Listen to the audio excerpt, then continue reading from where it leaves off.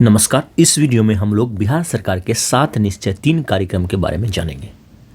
तो बिहार सरकार के सुशासन के कार्यक्रमों के अंतर्गत आते हैं ये 7 निश्चय कार्यक्रम। और 7 निश्चय कार्यक्रमों की शुरुआत जो हुई थी 2015 में हुई थी। 2015 से 2020 के लिए पहले 7 निश्चय कार्यक्रम की घोषणा हुई थी। उनकी सफलता को देखते हुए 7 निश्चय 2 लाया गया, जो कि 2020 से 2025 के लिए लागू था। इसमें सरकार न्याय के साथ विकास के लिए कुछ लक्ष्यों को निर्धारित करती है और फिर उन्हें हासिल करने का प्रयास करती है। इस बार जो 7 निश्चय लाए गए हैं उनका सबसे बड़ा जोर है कि बिहार को सर्वाधिक विकसित राज्यों की श्रेणी में शामिल करना। अब 7 निश्चय कार्यक्रम के अंतर्गत जो 7 निश्चय किए गए हैं उनको हम लोग देख लेते हैं। सबसे पहला है दोगुना रोजगार, दोगुनी आय।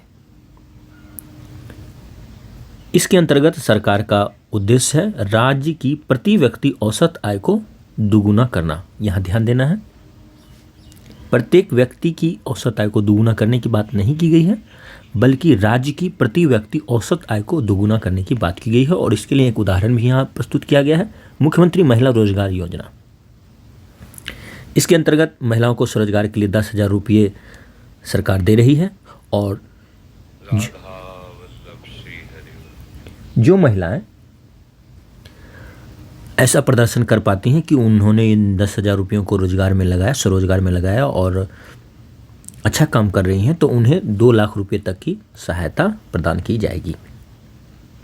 इसके अलावा सरकार ने 2023 में जाति आधारित गणना के अंतर्गत सामाजिक आर्थिक सर्वेक्षण करवाया था, सोशियो इकोनॉमिक सर्वे करवाया था, और उसमें 94 लाख गरीब परिवारों की पहचान की थी और उनको रोजगार योजनाओं से जोड़ा जाएगा। उनके लिए वित्तीय सहायता की भी व्यवस्था की जाएगी।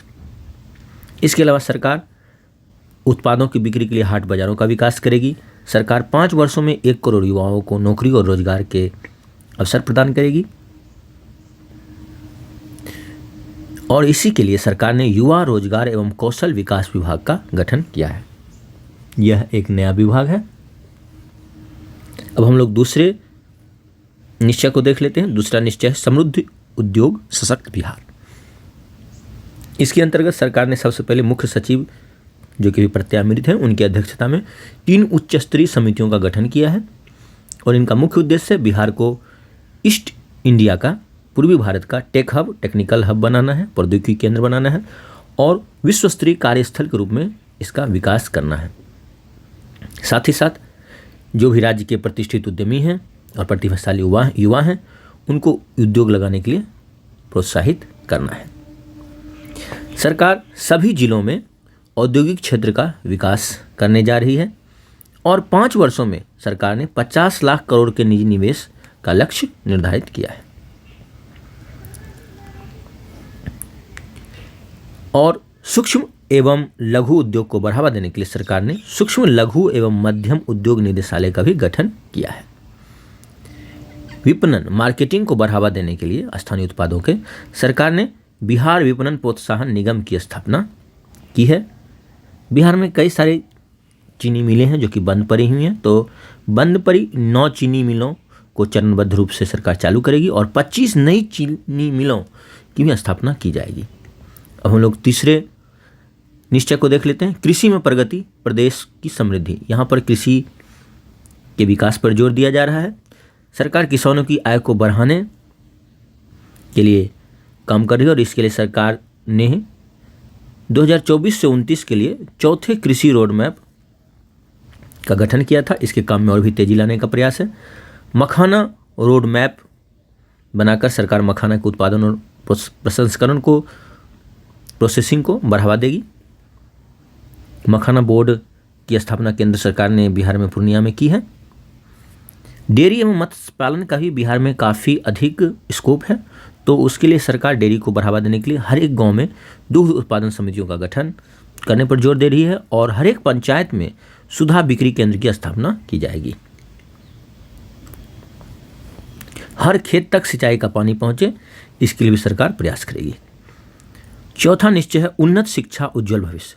इसके अंतर्गत सरकार ने शिक्षा पर जोर देते हुए उच्च शिक्षा विभाग का गठन किया है। इसे अलग से एक विभाग का दर्जा दिया गया है और सरकार पुराने प्रतिष्ठित शिक्षण संस्थाओं को सेंटर ऑफ एक्सीलेंस के रूप में विकसित करेगी। नई एजुकेशन सिटी का भी निर्माण किया जाएगा। 5वां जो निश्चय है वह स्वास्थ्य से जुड़ा हुआ है, सुलभ स्वास्थ्य सुरक्षित जीवन।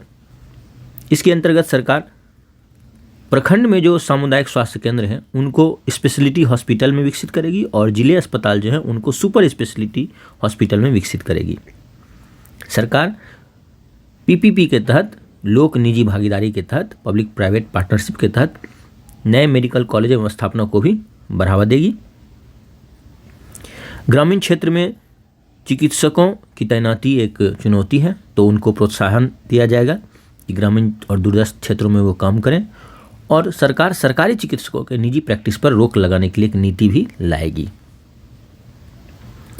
6ठा निश्चय जो है वह आधार संरचना के विकास से जुड़ा हुआ है। मजबूत आधार, आधुनिक विस्तार। इसके अंतर्गत शहरी क्षेत्रों का विकास किया जाएगा, विस्तार किया जाएगा और वहाँ पर नागरिक सुविधाओं को बढ़ावा दिया जाएगा। सरकार नए आधुनिक नियोजित शहरों का भी विकास करेगी और गरीबों के लिए सस्ते आवास की भी व्यवस्था करेगी। 5 नए एक्सप्रेसवे सड़कों का भी निर्माण करेगी सरकार, ताकि शहर और गाँव के बीच जो संपर्क जो है वह सुलभ हो। साथ ही साथ ग्रामीण सड़कों को भी चौड़ा करेगी, उन्हें 2 लेन का बनाने का प्रयास करेगी। बिजली अवसंरचना के विकास के लिए उसे और भी सुदृढ़ करेगी और घरों की छतों पर सोलर पैनल लगाने के इच्छुक लोगों को बढ़ावा दिया जाएगा। पर्यटन स्थलों के विकास के लिए भी सरकार रणनीति बना रही है। अंतर्राष्ट्रीय स्तर के पर्यटन स्थलों के रूप में राज्य के पर्यटन स्थलों को स्थापित करने का प्रयास किया जाएगा। पर्यटन सर्किट में पर्यटकीय सुविधाओं का भी विकास किया जाएगा।